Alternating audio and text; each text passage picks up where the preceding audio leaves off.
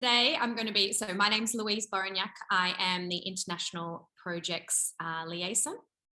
And for the last 4 years, and definitely the last year of my work at IWCN, I've been really focused on how we can get livestock producers and people that work in agricultural communities that are coming in contact with large carnivores on a daily basis. How can we work with them to move our relationships with wildlife in a smarter direction? So I've coined this new sort of phrase called predator smart farming, which I'll explain within this presentation, and how it can foster coexistence with dingoes.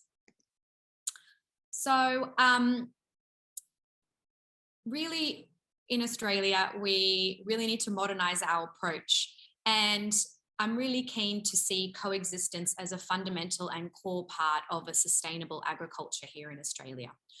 And predator smart farming really focuses on a lot of non-lethal tools and practices that can be used to keep livestock safe, but also to keep the wildlife safe as well. And the really exciting thing about this guidebook is that it features heavily voices and case studies from livestock producers within Australia who are already coexisting with dingoes and have adopted these tools, as well as livestock producers internationally, and really showing the best practice in coexistence measures. This guidebook has been created in collaboration with the Humane Society in Australia, and hopefully it will come out mid-year.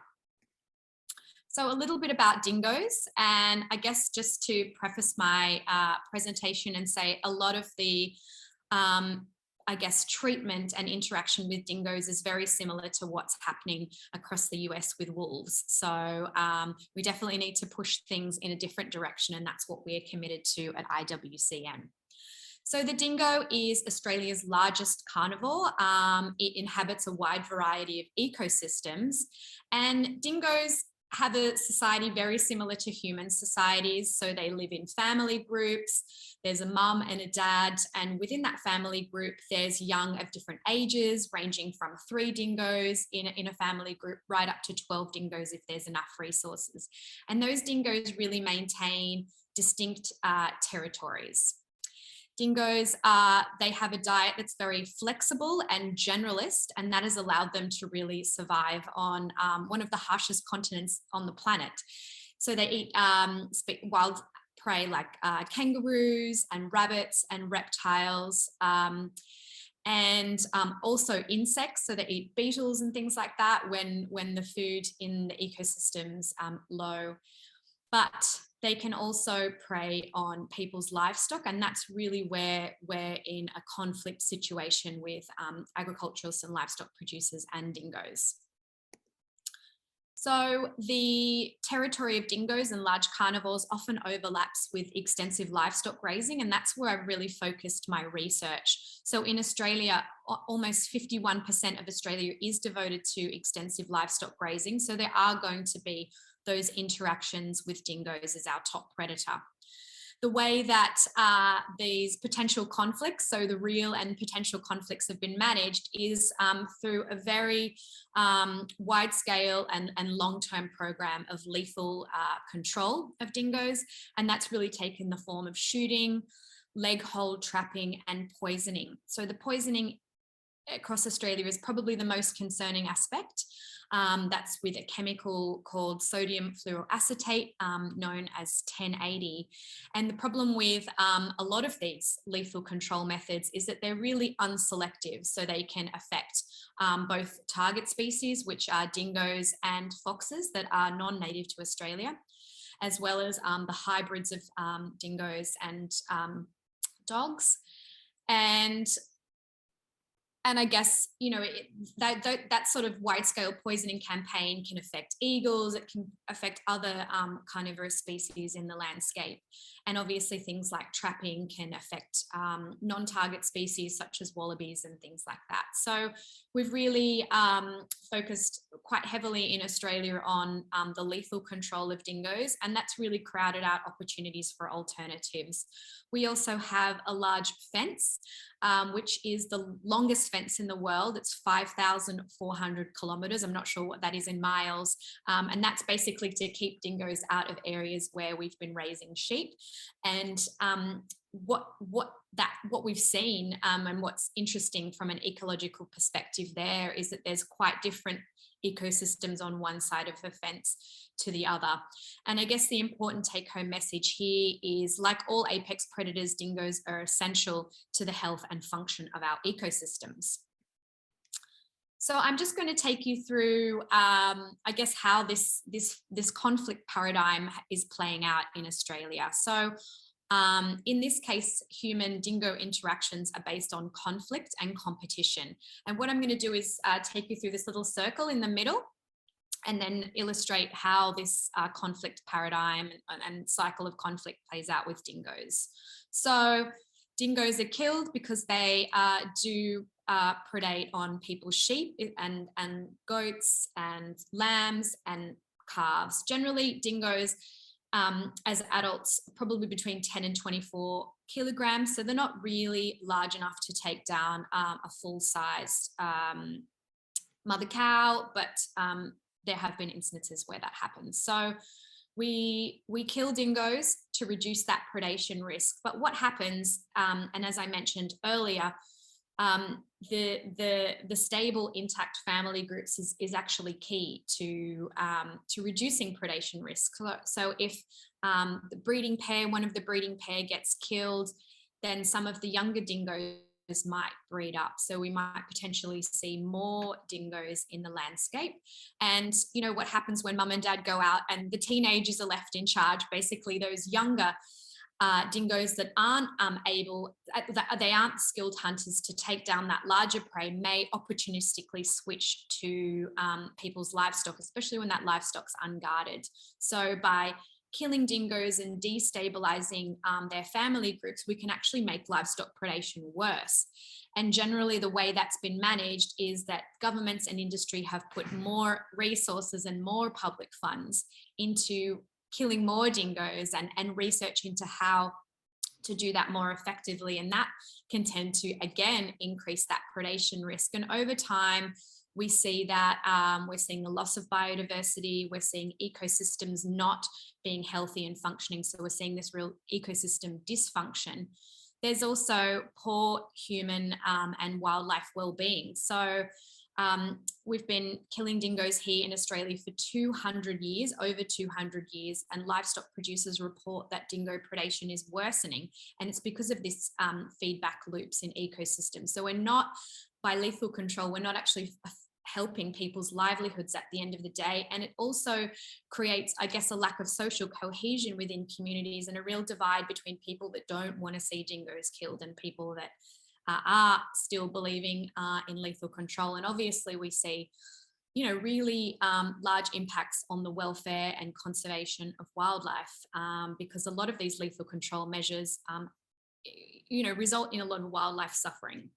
So what are we going to do? There's got to be a better way that we can do this.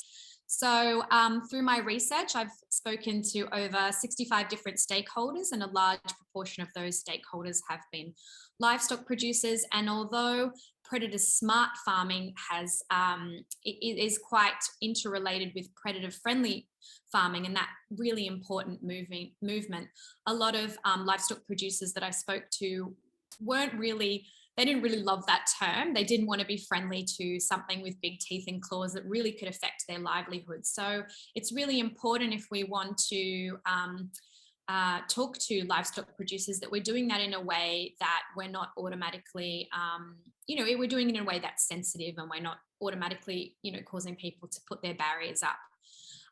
So predator smart farming really shifts the focus from predators, which is something that we can't control, even though we like to, in ecosystems, to a holistic and integrated management of livestock, land and livelihoods. And it's basically to increase resiliency to all of those threats. So a core part of that is these non-lethal tools and practices that I call preventative innovations, really taking care, a long-term view and taking care of our ecosystems, so having a landscape stewardship approach, and also making sure that we're taking care of people's livelihoods.